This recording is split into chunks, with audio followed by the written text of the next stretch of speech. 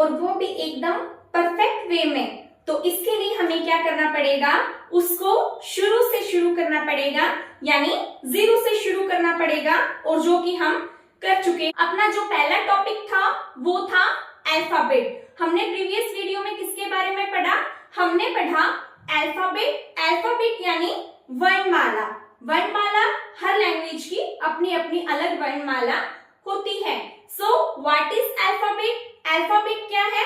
N alphabet is a set of letters in any language, यानी जो letters हैं उनका जो सेट है, जो ग्रुप है, जो हर लैंग्वेज के पास में अपना होता है, उसे क्या कहा जाता है?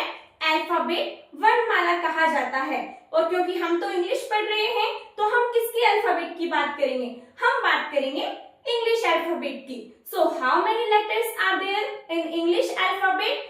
There are 26 letters in English alphabet. अंग्रेजी वर्णमाला में कितने वर्ण होते हैं? 26 यानी 26, जो मैंने आपको बता दिए थे ए से लेकर के जेड तक। उसके बाद मैंने आपको ये बताया था कि ये जो 26 लेटर्स हैं, इनमें से जो 5 हैं, कौन कौन से? ए, ई, आई, ओ, यू। इनको क्या कहा जाता है? इनको कहा जाता है vowels. And rest all remaining जो 21 है, यानी ए, ई, आई, ओ, यू, इनको छोड़ के जो बच गए, उनको क्या कहा जाता है? उनको कहा जाता है कॉन्सोनेंट्स। उसके बाद में हमने बात की थी कि हमारे पास में भी लेटर हो गए, तो हम इनसे क्या बनाएंगे? हम इनसे वर्ड यानी शब्द बनाएंगे। सो व्हाट इज वर्ड? शब्द क्या है? शब्द है ये अपने जो लेटर्स हैं इनका ही ग्रुप। लेकिन कंडीशन क्या है? वो जो अपना लेटर्स का ग्रुप है उसके क्या निकलना चाहिए? सेंस निकलना चाहिए, अर्थ निकलना चाहिए। यानी ऐसा नहीं है कि आपने कोई भी लेटर है उनका एक ग्रुप बनाया और कि ये लो बन गया हमारा वर्ड, बन गया शब्द, ऐसे नहीं बनेगा। उनका क्या निकलना चाहिए? सेंस निकलना चाहिए। मैंने एग्जांपल्स में आपको बता दिया था जो आप स्टार्टिंग से सीखते हुए आ रहे हो, A for apple, B for ball, C for cat, है ना। तो ये जो है ये क्या है? हमने लेटर के ग्रुप से मीनिंगफुल जो वर्ड बनाया है, ठीक है, वही है।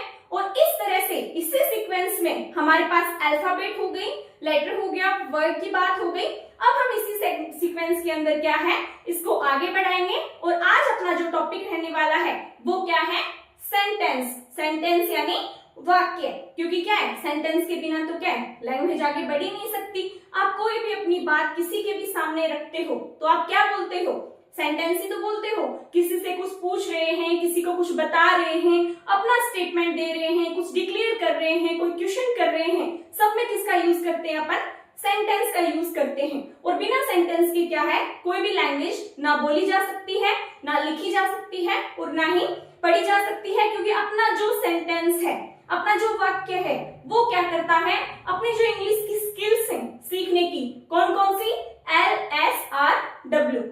L यानी लिसनिंग, S यानी स्पीकिंग, R यानी रीडिंग और W यानी राइटिंग। ये जो 4 स्किल्स हैं, इनको अच्छे से क्या है, हम अगर सीखना चाहते हैं तो उसके लिए हम किसका यूज करते हैं?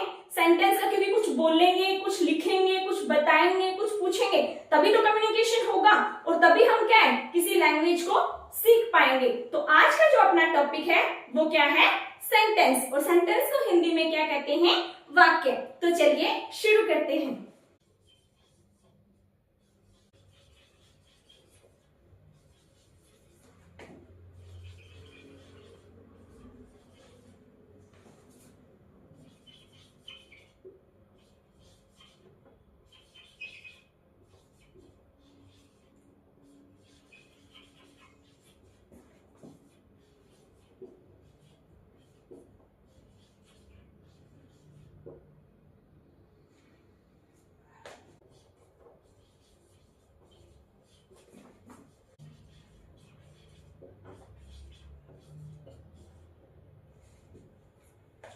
सो व्हाट इज ए सेंटेंस? अपना जो क्वेश्चन बनेगा वो क्या बनेगा? पहला कि भाई ये सेंटेंस है क्या?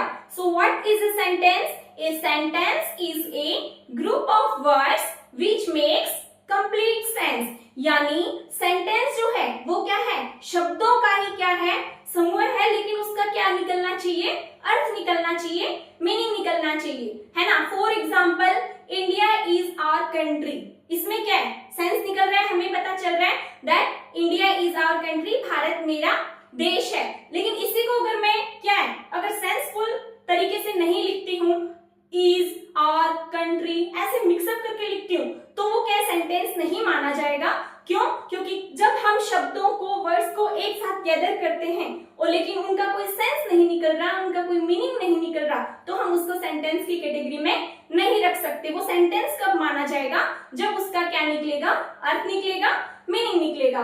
सो what is the definition? What is sentence? A sentence is a group of words which makes complete sense.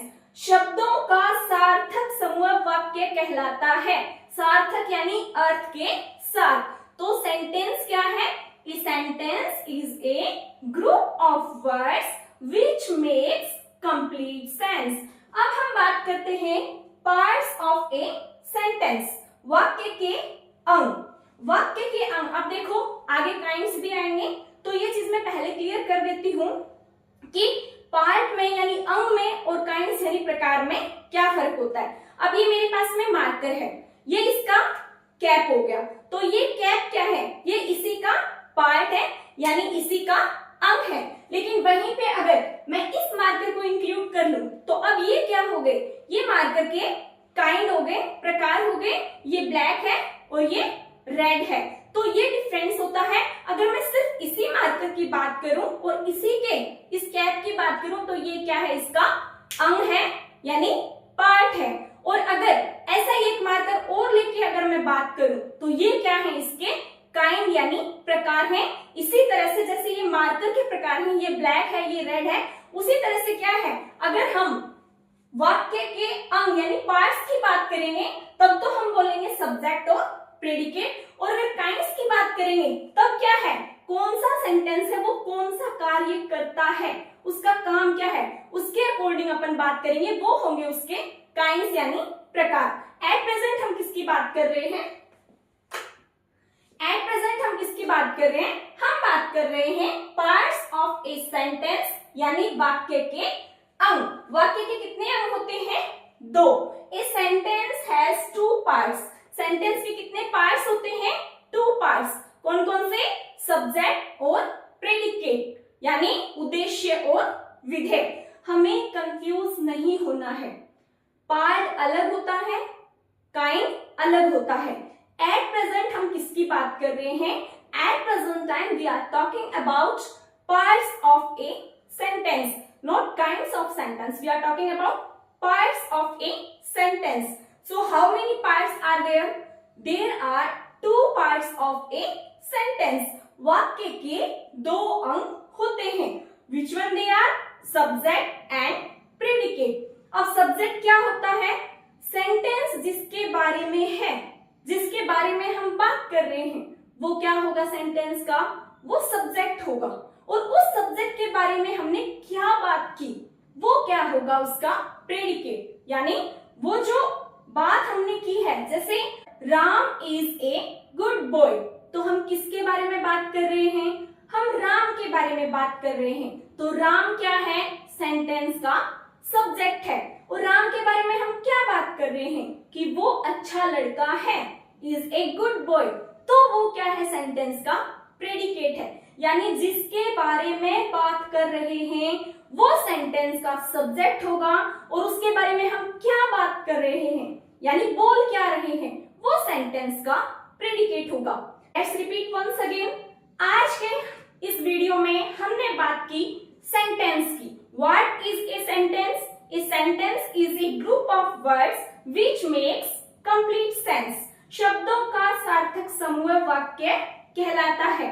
After that we talk about parts of a sentence, वाक्य के अंग। A sentence has 2 parts. Sentence के 2 part होते हैं, वाक्य के 2 अंग होते हैं। Which one they are? Subject and predicate. Subject sentence जिसके बारे में है, और प्रेडिकेट सब्जेक्ट के बारे में जो बोला गया है।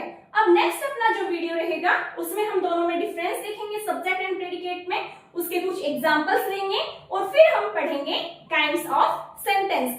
अगर आपको ये वीडियो अच्छा लगा, मेरे द्वारा समझाया गया आपको अच्छे से समझ आया, तो वीडियो को लाइक करना, मेरे चैनल को सब्सक्राइब करना और कमेंट सेक्शन में मुझे बताना जरूर कि नेक्स्ट आप कौन सा टॉपिक पढ़